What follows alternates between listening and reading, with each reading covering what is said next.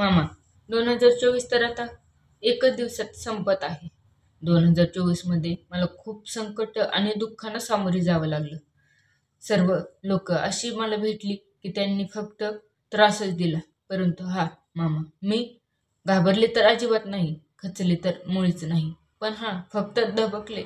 थोडीशी भीती मनामध्ये आहे, कारण की अशा लोकांमुळे खूप त्रास सहन करावा लागला. खूप संकटांना सामोरे जावं लागलं. आपण कितीही बरोबर असलो तर पुढचा माणूस जो चुकीचा आहे त्यांनी आटोकाट प्रयत्न करून त्यांच्या पद्धतीने सगळं काही बोलबाला करून आणि लोकांना मन जिंकली. खोटं बोलणं, कधीही खोटं बोलल्याने लवकर लोक आपले होतात, परंतु खऱ्याला नेहमी त्रासच सहन करावा लागतो. त्याची बाजू मांडण्यासाठी त्याला अनेक परीक्षातून सामोरे जावं लागतं.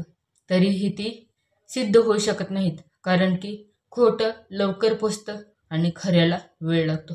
पण फक्त तुमच्याकडे एवढीच इच्छा की 2025 मला बाकी काही नको, अशा लोकांमध्ये राहते. त्यामुळे फक्त थोडी हिंमत द्या 2025 नव्या पद्धतीने जगण्यासाठी. आणि अशा लोकांसारखी मी बनू नये एवढी मात्र मला तुमच्याकडे कळकळीची विनंती आहे की मला चुकीच्या मार्गावर जाऊ नये, एवढीच अपेक्षा.